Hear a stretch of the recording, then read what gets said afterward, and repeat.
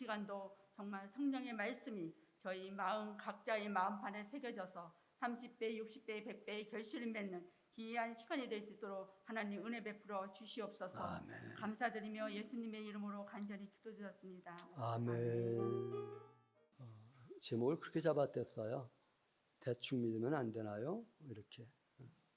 대충 믿으면 안 되나요? 한번 옆 사람에게 그렇게 물어보세요. 대충 믿으면 안 되나요? 대충 믿으면 안 되나요? 대충 믿고 싶죠?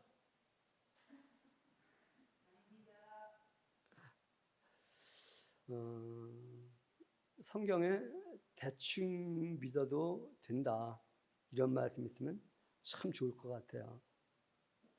근데 열심히 찾아봐도 성경 인물들 가운데 대충 믿었다는 인물을 찾아볼 수가 없었고요. 혹 여러분들이 발견하면 저에게 목사님 여기 대충 믿은 사람이 있는데요. 저도 이렇게 믿다가 하나님 앞에 설 수 있겠는데요. 이렇게 저에게 조언해 주시면 참 좋겠다. 물론 성경 속의 사람들이 완벽한 사람들 아닙니다.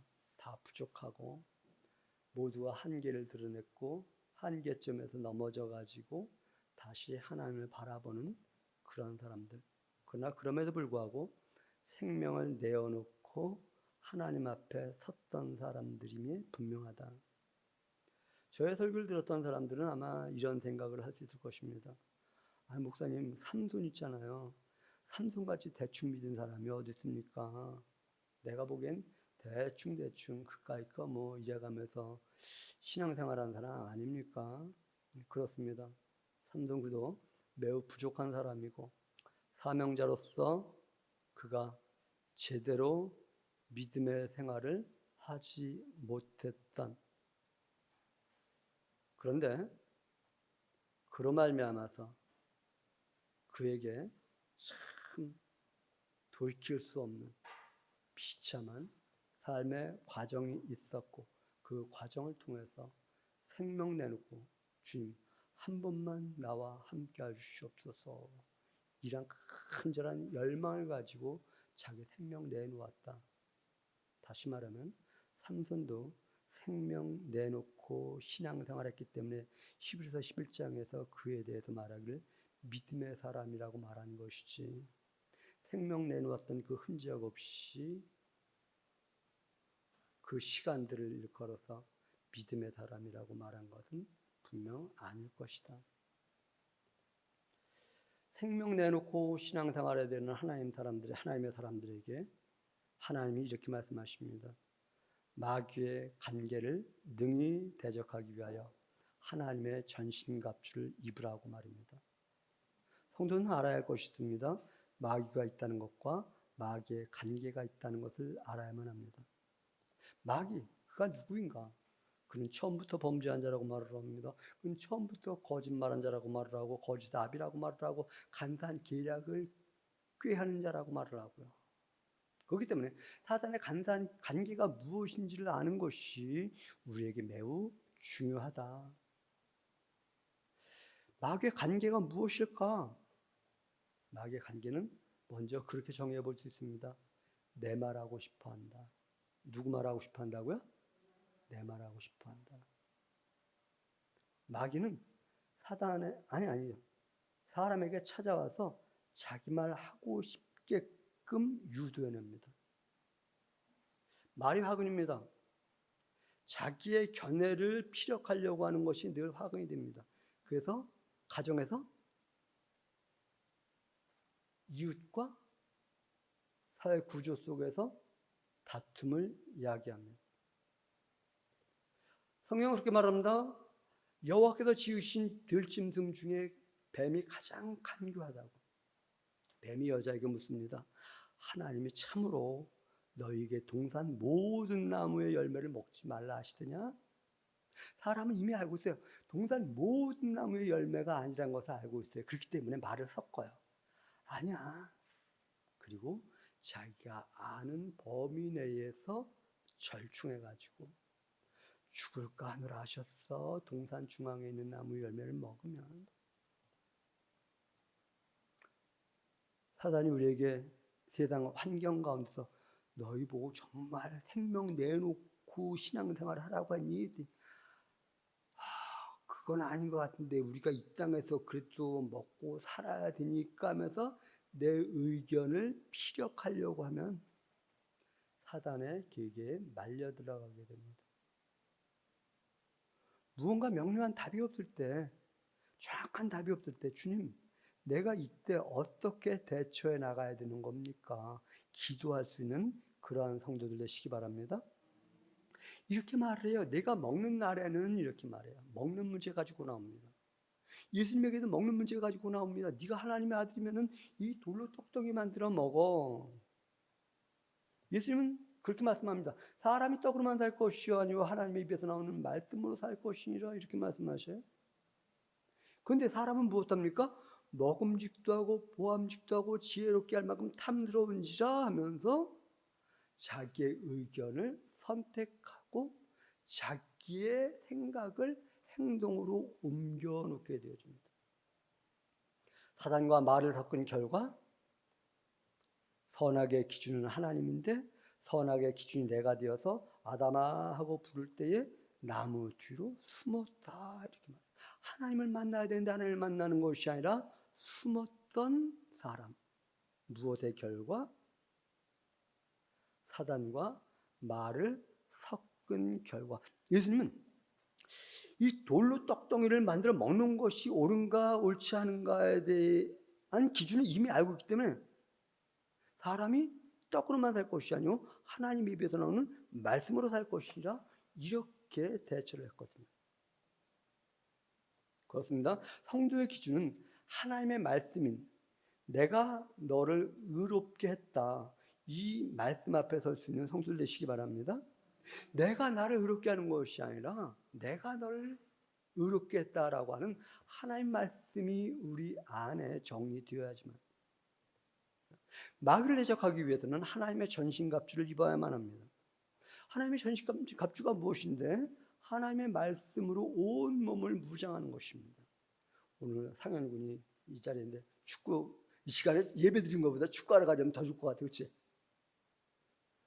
그렇다고 말할 수도 없고, 근데 축구한다고 하면 신나지 않아요? 근데 축구할 때 볼만 가지고 나가요? 아니면 그 전에 무언가를 갖추어요? 갖추죠. 저같이 풋내기 선수는 그냥 볼만 있으면 돼. 구두든 양말이든. 근데 전문 축구인은 유니폼을 입어야 되고요. 아대 돼야 되고요. 축구화 신어야 되고요. 이거 갖추지 않고 볼만 가지고 나가면 이건 풋내기입니다.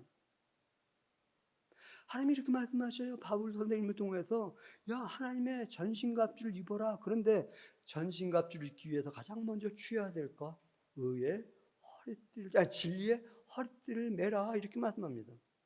하나님은 영적 전쟁을 해야 될 성도들에게 이렇게 말하는 거예요. 먼저 하나님의 말씀은 진리로 너희의 허리띠를 띠라 이렇게 말해요. 진리는 기준입니다. 하나님의 말씀이 기준되는 삶을 가지고 시작하라고 하는 것입니다. 우리 안에 하나님의 말씀이 기준이라고 하는 이 전제가 되어지지 않고서는 한 걸음도 나갈 수 없습니다. 저에게 참 좋은 바지를 하나 선물을 하셨어요. 벌새가 그려져 있는 거, 벌새가 상징하는 건 뭐예요? 가벼움이죠. 입어도 입은 것 같지 않은 그런 바지를 선물을 하셨어요. 그 바지를 입었는데 입고 서너 걸음 걸으니까 줄어서 무릎까지 내려와. 이 바지는 아무리 가벼워도 산에 오르는데 오히려 청바지 입고 가는 게 낫지. 그러나 갖추어야 될 것이었습니다. 허리띠만 맨다고 한다면 우리 주님 그렇게 말씀하셔요. 진리의 허리띠를 메고 이렇게 말을 해요. 진리로 허리띠를 메었다고 한다면 의의 호심경을 붙이라고 말을 합니다. 호심경이 무엇입니까? 가슴을 보호하는 보호장구입니다. 나는 하나님의 구원받은 백성이라고, 나는 하나님의 상속자라고, 나는 하나님의 아들이라고, 나는 하나님의 전이라고, 나는 하나님과 통일을 이룬 그리스도 예수 안에서 나는 하나님과 하나 되어진 자라고 하는 가슴에 의의 흉배를 붙이고 살아가야 하죠. 나는 하나님 나라 상속자이기 때문에, 하나님과 하나 된 자이기 때문에 하나님 편에서 싸우는 자라고 하는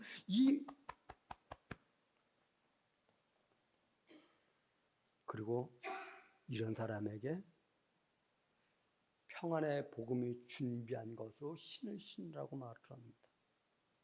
우리 주님 그렇게 말씀하십니다. 평안의 복음이 준비한 것으로 신을 신고, 우리 주님 제자들을 찾아서 말씀하십니다. 평안이 있으라 말씀하십니다. 하나님을 믿는 사람들, 하나님을 믿는 사람들에게 그렇게 말씀하시기 때문에 우리는 이렇게 고백하는 거예요. 내가 사망의 음침한 골짜기를 다닐지라도 해를 두려워하지 않을 것은. 그런데 사망의 음침한 골짜기를 만났는데 두려워. 그러면 하나님 저로 하여금 평안을 허락하 주시옵소서. 하나님이 평안 아니십니까? 혹 우리 안에 하나님을 믿는 데도 불안이 있고 하나님을 믿는 데도 두려움이 있다고 한다면, 평안이 없다고 한다면, 나의 신앙이 미숙하든가 아니면 성경에 말하는 하나님이 아니라 이 교회의 신에 물들었기 때문에 하나님은 두려움의 하나님이요 공포의 하나님이라는 잘못된 선입견을 가지고서 삶을 살아가야 되기 때문에, 내가 지금 가는 길에 어려움이 있으면 어떡하지? 기억하시기 바랍니다. 평안의 복음이 준비한 것으로 신을 신고, 복음은 우리에게 평안을 준비했어요. 그리고 그 신을 신고 가라고 해요. 그 평안이 없을 때 주님 저희로 하여금 평안을 허락해 주시옵소서. 주님 저에게 평안을 주시옵소서. 한번 그렇게 말해 보시기 바랍니다. 하나님 저희에게 평안을 주시옵소서. 이러한 평안이 선택되었다고 한다면 이제 믿음의 방패를 들고 약한 자가 쏘는 불화살을 소멸시키라고 말합니다. 악한 자가 여러 가지 모양으로 우리를 공격하게 됩니다. 의심하게 만들고, 나태하게 만들고, 자기 변명하게 만들고, 합리화시키게 만들고. 그때 아니, 하나님 나로 하여금 하나님의 백성으로 살아가라고 하셨어. 내 삶의 가치 기준은 하나님의 백성으로 살아가는 거야. 하나님이 거하실 처소로 살아가는 거야. 하나님 나를 유업으로 이걸 상속받을 자로 살아가는 거야. 나만이 아니라 우리 함께 그렇게 하기 위해 살아가는 거야. 이것으로 우리를 무장해야 되는데,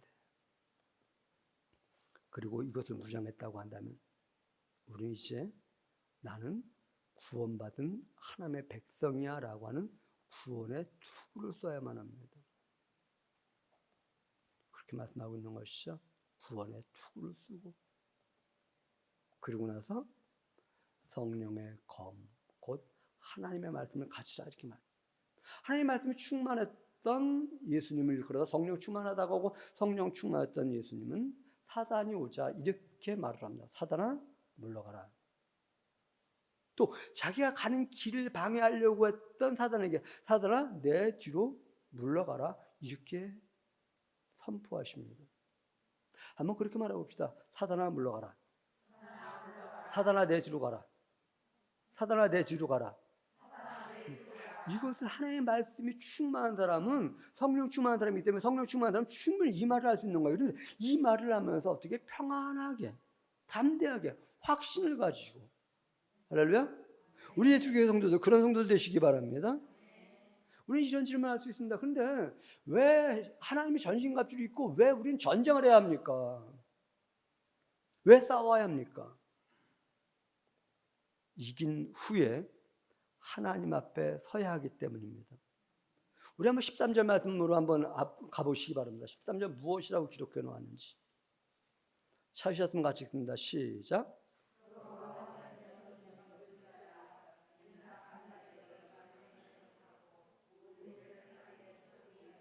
악한 날에 능히 대적하기 위해서 전신갑주를 입으라고 하는 것이고, 모든 일을 행한 후에 서기 위해, 누구 앞에 서기 위해서? 하나님 앞에 서게 하기 위해서. 악한 자가 호시탐탐 우리를 공격할 때 그를 대적하고 그와 싸워 이긴 후에 하나님 앞에 서기 위해서 우리는 하나님의 전신갑주를 입는 것이지, 이따 내가 그래도 말이야 악한 사단과 싸워 이긴 이거 자랑하게 하기 위한 것 아니다. 내가 그래도 믿음의 사람으로 믿음을 가지고 드러냈잖아. 이거 자기 자랑하게 하기 위한 것이 아니라 하나님 앞에 서기 위해서 전신갑주를 입고 모든 일에 기도와 간구를 하되 이 말하여. 항상 성령 안에서 기도하고 모든 일에 기도와 간구를 하라고요. 내 안에 평안이 없으면 하나님 나에게 평안을 주시옵소서. 내 안에 의심이 든다고 한다. 하나님 나에게 방패를 주셔서 믿음의 방패를 가지고 의심들지 않게 해주시옵소서. 내 안에 구원의 확신이 없거든 주님 나로 하여금 구원의 확신을 가지고 살아가게 해주시옵소서. 내 안에 하나님의 말씀의 진리가 선명하지 않으면 진리의 허리띠를 분명하게 선명하게 매게 하여 주시옵소서.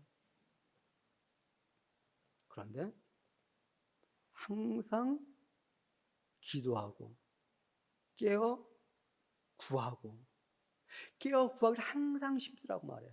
어떻게 심으라고요? 항상 심으라고. 근데 자기만을 위한 것이 아니라 성도, 여러 성도를 위하여서 하라 이렇게 말해요. 전제하는 것이죠. 나만을 위해서 신앙생활을 하지 않고 나만을 위해서 기도하는 것이 아니라 여러 사람, 여러 성도들을 위해서 신앙생활하고 여러 성도들을 위하여 기도하라고 말입니다. 오늘 이 이후로 여러분만을 위해서 기도하는 것이 아니라 여러 사람을 위해서 기도해 준 성도들 되시기 바랍니다. 그렇게 여기 금요 기도회 마치고 나가는데 어떤 남자가 앉아 있길래 뭐가 필요하셔요? 그래서 말을 좀 섞었어요. 뭐 이렇게 돼 있고 온 몸은 전신 문신을 해놔가지고 팔뚝만 아니라 여기까지 보니까 목줄기에 옷 입었는데 목줄기까지 이렇게 문신이 있더라고요. 말을 섞다 보니까 이 사람이 교회를 다녔던 사람인데 교도소를 몇 번 갔다 왔다고 그래요. 그러면 성도셨네요. 그랬더니 그렇대요. 그럼 다시 하나님 앞에 서야죠. 그때 기도해 주십시오. 그래서 선생님도 나를 위해서 기도하십시오. 그렇게 대답해서 기도는 피차는 것이지 혼자 해주는 것 아닙니다. 선생님이 나를 위해서 기도해 주시고 나도 선생님을 위해서 기도하고. 여러분 누군가에게 나를 위해서 기도해 주십시오 필요한데 그런 말도 하시기 바랍니다. 내가 당신을 위해 기도할 테니 당신도 나를 위해 기도해 주십시오. 한번 그렇게 옆 사람에게 말해 주세요. 당신을 위해 기도할 테니 나를 위해서도 기도해 주십시오. 그렇게 말해 보세요. 목사님 저를 위해 기도해 주십시오. 저도 목사님 위해 기도하겠습니다.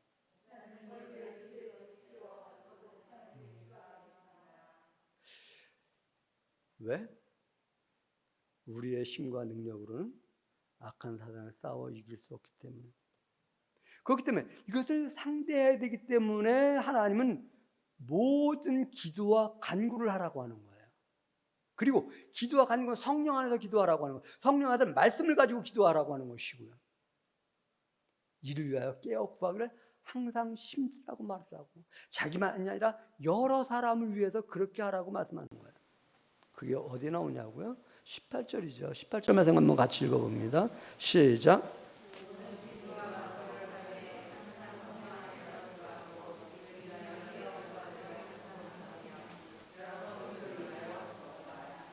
사단의 관계는 하나님의 말씀을 무장해야만 보여집니다. 볼 수 있습니다. 하나님의 말씀을 무장하지 않고서는 우리는 사단의 관계를 분별해 낼 수 없습니다. 그래서 바울은 하나님 사도 바울 선생님을 통해서 하나님의 말씀으로 전신갑주를 입으라 이렇게 말씀하시고 전신갑주를 입을 뿐만 아니라 늘 깨어 구하라 이렇게 말씀하는 것이죠. 바울은 근데 거기다 하나 더 붙이고 있어요. 복음의 비밀이 알려지기를 위해서 구하라. 왜 전신갑주 입어야 되는가? 또 하나의 이유는 복음의 비밀이 담대히 알려지게 하기 위해서. 바울이 깨달은 비밀이 무엇이었을까요? 하나님의 자녀됨이고 하나님의 저수됨이고 하나님의 상속자됨이고 하나님과 한몸된 만유가 통일되어진 이것이 그리스도 안에 있는 비밀이라고 말씀하시죠. 이것이 신령한 복이라고 말씀하고 있죠. 이것이 교회의 존재의 목적인데 복음이 전해지는 것을 방해하는 것이 사단의 전략인데 이 시대에 복음이 전해지는 걸 방해하는 대력이 무엇인가 한번 보시기 바랍니다. 코로나? 어떤 면에서 비대면? 우리 자신은 하나님의 말씀이 기준인가? 아니면 그 다른 무엇이 기준인가? 하나님의 말씀이 기준이 되어야만 우리는 옳고 그름에 대한 분별력을 갖출 수 있는데, 어둠을 대적하는 방법은 혈과 육이라고 말을 하지 않습니다. 하나님의 말씀으로 무장해야만 어둠의 세력을 간파해내고 그것과 대적해낼 수 있고, 바울은 그리스도의 비밀을 깨달은 사람입니다. 이 비밀을 알게 하기 위해서 바울은 심혈을 기울입니다. 오늘부터 우리 그렇게 기도해 보시기 바랍니다. 또 그렇게 기도해 주시기 바랍니다. 하나님의 복음이, 하나님의 비밀의 복음의 비밀이 담대히 알려지게 하기 위해서 저를 사용하여 주시옵소서. 이를 위해서 내가 하나님의 말씀으로 나를 무장시키겠습니다. 이를 위해서 무장하지 않으면 악한 사단이 나를 점령할 수밖에 없음을 합니다. 주님 꼭 함께하여 주시옵소서. 이렇게 기도하며 살아가는 예수교회 성도들 되시기를 주님의 이름으로 권합니다. 기도합니다. 고맙습니다. 하나님 말씀에 전신갑주를 입고 하나님의 사람으로 이김의 삶을 살아갈 수 있도록 역사해 주시옵소서. 감사드리며 예수님의 이름으로 기도드렸습니다. 아멘.